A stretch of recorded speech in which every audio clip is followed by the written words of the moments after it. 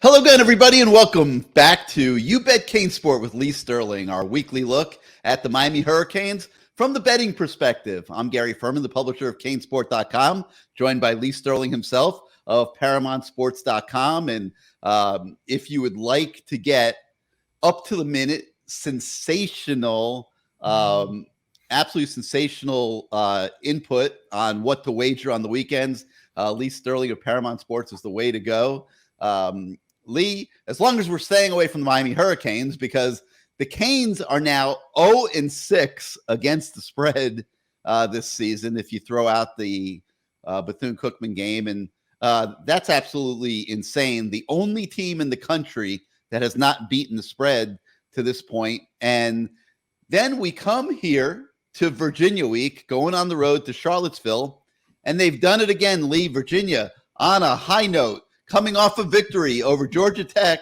Miami having gotten blown out at home by Duke, but Miami, a 2.5-point favorite over Virginia, going on the road to Charlottesville. So we'll be looking to get your input on that. But first, let's look backward and at the way that Duke game got away. And Miami went into that game, Lee, as a 10-point favorite. You and I both very astutely pointed out on last week's show that line was totally out of whack, not because we thought Miami would lose the game, but just because we thought Duke would put up a better fight than losing by 10. And lo and behold, Miami turned the ball over 8 times. The game got totally out of hand. And here are the Hurricanes at 3-4, once again, for the 4th time this year, trying to pick up the pieces and get things right. What was your thoughts? Wasn't good. It was horrible. I thought at the one time until the fumble by Knighton, I thought, okay, they're showing some fight. They may not cover, but they're gonna win this game. And then lo and behold, found a different way. One week they don't cover because of penalties. One week it's injuries. I can't say. Yeah, I can say this. I've never seen a game live or on TV where a team turned the ball over 8 times. In fact, I think the last time it happened, and I don't know who the teams were, I saw the stat up on the TV. Last time it happened, 8 turnovers in a game by a Division I team, I think it was 2009. So just shows you how rare it is. And when you lose the turnover battle, you're going to lose, most of the time, even when you turn the ball over, 3 times. So they got some work to do. Like we said last week, we knew this was a rebuilding year, but we just didn't think it was going to be this painful. I think, obviously you want to win. You got to put in the best guys, give you the best chance to win, but you also got to play some younger guys now. And I think he's doing that. I think he knows. He just didn't want to tell the public, how bad it was going to be. But there are some coaches doing darn good jobs with teams that did not look like they were going to be good teams. TCU, 5-7 last year. They're 7-0. You watch them, they look great. Are they a top 4, top 5 team? No, not in my opinion, but top 10, top 15. And I think obviously people overestimated the talent, but look at USC. They were terrible last year. I think they were 4-8. I think they're 6-1, 7-1 now. So I think everyone needs to play better, coach better, scheme better. I'm no interested to see how the rest of the season plays out. I think I'm not surprised that Vegas has Miami favored this week, because I think all these losses have kind of been a little bit of an aberration. I don't think Miami's as bad as its record. I think they have just played badly in the games. They have shot themselves in the foot in every single one of these games. And the ones they've lost have been pretty much, in my opinion, because they were given away. Right. And I consider, 4 deep balls where coverage breaks down or there's busts. I consider that giving away. I mean, that's a team getting cheap, easy touchdowns. It's part of the game, obviously. Teams are trying to do it. But, I think Miami, if you look at every one of these 4 losses, there has been a reason why they lost. And it's usually been self-inflicted turnovers, mental busts, mistakes. That's the mark of a bad team that loses. But I think what Vegas sees is if Miami can eliminate that stuff, they're not a terrible team. I mean, they've got a couple receivers that have been emerging. The defense, when it hasn't been giving up those big plays, has not been bad at all. And now going into a Virginia game where you hope that they have a little bit of an edge to them. If you're Vegas, you're thinking Miami's coming up there ready to play. Lee, is Miami coming up there ready to play? $64,000 question. I'm going to take Virginia this week, even though it's only 2.5 points. So watch their game again last week against Georgia Tech. Georgia Tech lost their starting quarterback, Jeff Sims, early in that game. Virginia has 3 really good receivers. Thompson, who's been around forever. I think he was originally a quarterback. A couple other guys. We have one receiver, 6'7". I mean, but they can do something once they catch the ball. Their running backs are nothing. On defense, they have a linebacker, and that's it. Jake Garcia's got to prove himself. He's got to get the job done. I mean, obviously, I think the biggest thing is Jake Garcia and the offensive line. We have to run the ball. You have to have an identity. And I'm not saying we have to be a power spread team, but against a team like Virginia that is not a good team, they are maybe slightly better than Virginia Tech, mainly because they have a better quarterback. Brennan Armstrong's really good at times. This year, he's been more accurate. Less accurate than he's been in the past. He ran, I think, if you deduct the losses, I think he would have had almost 500 rushing yards last year. But he does have that running threat to him. At times, he's really accurate. But at times this year, he has not been close to where he was last year. You don't know what you're getting with him. But I think the most important thing is the offensive line. They got to run the ball 40, 45 times this week. You can't throw the ball 35, 40 times against a team like this. If you do, a lot of times bad things are going to happen. And offensive line has to block. They have to protect the quarterback. Obviously, you care about everything, but I'm going to be watching the offensive line. They have underperformed massively since the Texas A&M game. Those kids got to step up and have some pride, or else he's going to have to hit the portal or try to find some guys that can step in as true freshmen. So challenge the offensive line, run the football, control the clock. That is the recipe for beating Virginia this weekend. Right. The line has stayed the same, Lee, despite the news that CaneSport reported last night that Tyler Van Dyke will not be starting this week, almost certainly, and Jake Garcia will be the starting quarterback at Virginia. Why did the line not move after that news came out? I think everyone knew the news. Okay. How did they know? How did the wise guys in Vegas know all this stuff? They'll even watch a press conference, and you just read the way a coach answers a question. Trust me, they got people that know. You know, they want to make sure they find out. You don't think that they're talking to someone that knows someone in the family. Come on. They got people all over the place. Yeah. But what it is really, it's 4 people that get together. People don't realize this. They get together on Sunday afternoon, early afternoon, and they go through every single college and NFL game. Now, they make some mistakes. Some lines are off 2, 3, 4 points, but generally they're within a half a point at the most. And 4 bright minds, and it's changed up a little over the years, but they're very astute, and they're going through a lot of newspapers and watching a lot of interviews to set the proper line. So why you say you're going to take Virginia? Why did they make Miami the favorite? People still bet Miami. Can Miami win? Yeah. If Miami runs the ball, in my opinion, 35, 40 times and gains 150, 170 yards, they're probably going to win the game. But, I'm not giving the game to my clients, If they go past Happy, though, and Virginia can tee off on Jake Garcia, it's an issue. Right. Yeah. So, the question is, do they does Ja'Cory Brown, do they give him a package? I think absolutely they will. Yeah. Yeah. I think it's the perfect time to do it. But You know, remember, 4 games. Has he played in a game yet? this would be his 4th. Oh, this would be his 4th. So, I mean, if Tyler Van Dyke's going to be out for a long period of time, more than a week, which we think it probably They got to is, give him some snaps, yeah. then you got to give him going into next year. You know who's going to be Tyler could end up going pro. He could end up transferring. We don't know. You don't know. Anything could happen at this point. The only good thing about all this happening is they're going to have a lot of tape and they're going to know what each kid's about. Yeah. You're going to find out, do kids quit? Now, I can give you a lot, of experience because I played high school and college. I can tell you how things happen in a lot of situations.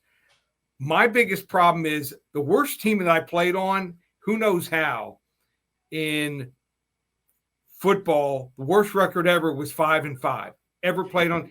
And it was because mainly I broke my finger. I played quarterback and we had no backup quarterback. I think we're 4-1 or 5-1 at the time, ended up finishing 5-5. And the only thing I remember was it was in the youth leagues. It was before high school or college. A lot of fights took place. So it's tough to keep a team when you lose. Never been on a losing record. And, he's got his work cut out for him, Mario. So it's going to be fun. But I think the most important thing is to watch, obviously, the offensive line and the quarterbacks this week. We pretty much know what everything else is all about. These kids have to step up on the offensive line and show their players, or the kids that are getting redshirted on the offensive line or true freshmen, or they'll have to bring in a bunch of new guys. All right, we always ask you about other games. Last week, you gave us LSU over Ole Miss. You ended up being right again, Lee. And that was a game that you gave to your clients, which made it a double win. You took care of the Canes fan on this show, and you took care of your clients, which obviously is more important because they're the ones that are paying when they call 1-800-400-9741 for your wisdom on what to do on the weekends. This weekend, we got a couple big games that we wanted to talk about. Let's start with Georgia and Florida in Jacksonville. The Georgia Bulldogs have been made 22.5-point favorites over the Florida Gators. Is the line about right? That's a 4-score line. Yeah. I made the line at 16.5, 17. So I think, when you get a team top 5, they're probably, you got to pay an extra 2, 3, 4 points to play them if you want to bet them. It's like betting the Alabamas, the Ohio States, and the University of Miami because of their name. So the so-called experts are banding around Anthony Richardson, only 7 touchdown passes, is not a good quarterback. But how great is Stetson Bennett? I think he's good. He's had some moments where he's been very good. Had some moments where he's average. I don't think he's an NFL quarterback. He might get an invite to a camp. I think he's going to have a tough time making a roster. And as bad as Anthony Richardson has been, had some bad games, they still scored 29 against Utah. Turned out to be a good defense. 33 on Tennessee, respectable. Tennessee's defense is average. And 35 on LSU. So I think that they're going to score. So if you're going to score just 20, you got to score 43, 44 points to cover. Now, the Florida defense hasn't been great, but their one strength is pass defense. And they have given up 8 touchdowns, which is not bad. They've gotten 6 interceptions. They got some guys that are ball hawks back there. They recruit a lot of the guys that Miami wants, defensive backfield. So, Gators have lost to Kentucky, Tennessee, and LSU by 10, 5, and 10 points. And I thought played poorly in all 3 games. I think Georgia wins 35-25. I'll take the 22.5 in Florida. Rivalry game, too. Rivalry games, we've seen it like with Miami and Florida State. That underdog comes to play, and if they're in the game in the first half, look out. Does that go to your clients? Possibly. It's you I'm think looking at like 8 or 10 games right now. I'll probably give 6 or 7 games. It's right on the fence. So it's one of the ones I'm definitely looking at. So, but the Miami game is not going to your clients, right? No. Okay. All right. One other game I wanted to ask you about: Tennessee. They're at home against Kentucky, a Kentucky team that has been giving a lot of teams problems. They win some, they lose some. Tennessee is 12.5-point favorites over Kentucky at home. Are people getting too carried away with Tennessee? Possibly. Really good game last year when they played each other. It was interesting. Tennessee won in Lexington 45-42, one of the most exciting games of the year, back and forth. But what was most interesting about it, I would say, was Kentucky held the ball for over 46 of the 60 minutes and lost. Wow. You don't see that happen often. How do they do it? They run the football with Chris Rodriguez. And they, right now, even though they've turned the ball over, turnovers have been their problem. They've turned the ball over 12 times this year. They have controlled the ball over 33 of the 66 minutes, almost 34 minutes of the 60 minutes on average per game. And for those games, they were without Chris Rodriguez, the best running back. So I think they're going to try to follow same type of game plan, run the football. And they've seen a lot of tape. Tennessee probably showed whatever they have in the arsenal against Alabama. Kentucky might try a few things here. Will Levis is really good. As good as Hendon Hooker is, Will Levis might go higher in the draft. I think these are two potential first-round quarterbacks here. And I don't think Tennessee's defense is championship level. What's interesting, when you look in every sport, I tell people this all the time. I love watching offense, and that's exciting. But look at basketball last year. The two teams that made it to the finals and three of the top four teams in defense in the NBA were the Heat. I think they were second or third. The other two were the Celtics, which lost to Golden State, which surprisingly had the third best defense. So everyone loves offense. And look at college football. Who's the best team over the last decade? Alabama. Right. They're always in the top 3, top 5 in defense. So great offensive players, Jalen Waddle, Tua, here in Miami, we see all these players, but it's their defense. And they'll score points, but when you need Georgia last year, when they needed to win the game, they needed to come up with a stop. They got a pick 6 or something like that, big interception.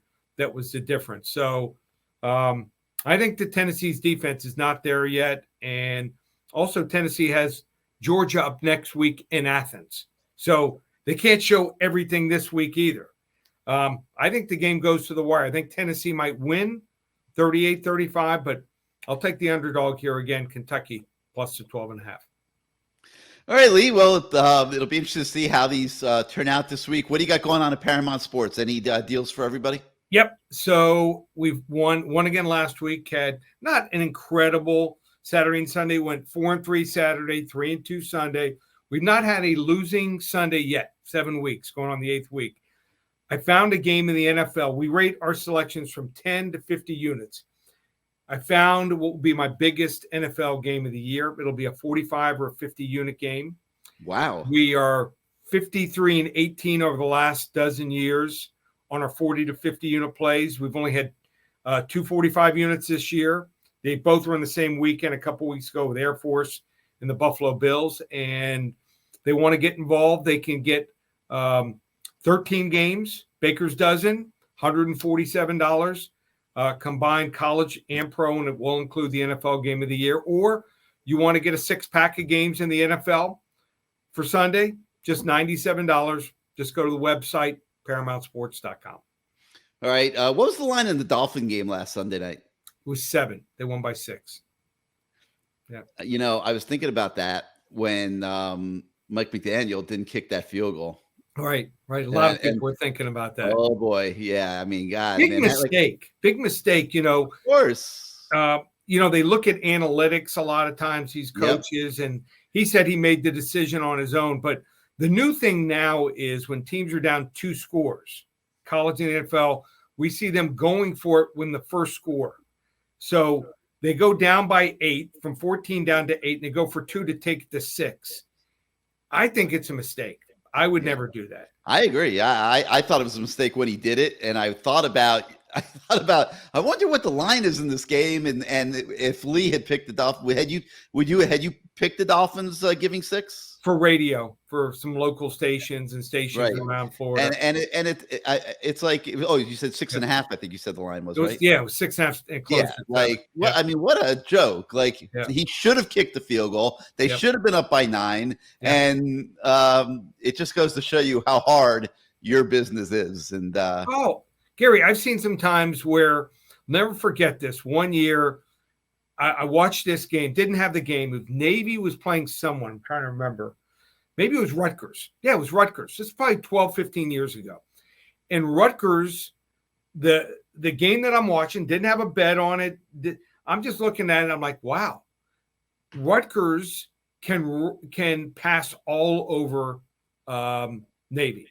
And sure enough, the next year they're playing each other, and pretty much the same team from Rutgers, same team from Navy. They couldn't stop the pass. Remember, the Navy teams, they practice against their own option all the time.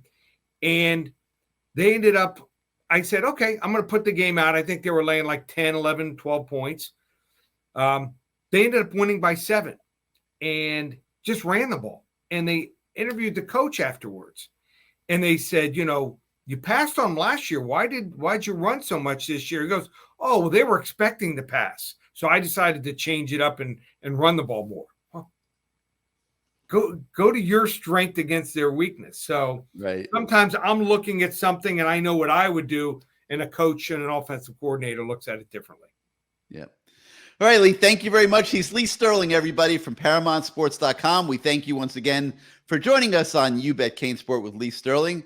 We'll see how the Hurricanes do this week against the spread. Will they get their first victory of 2022 against the betting line? We'll find out on Saturday at 12:30. So for Lee, I'm Gary. Thank you so much for joining us. We'll see you next week, everybody.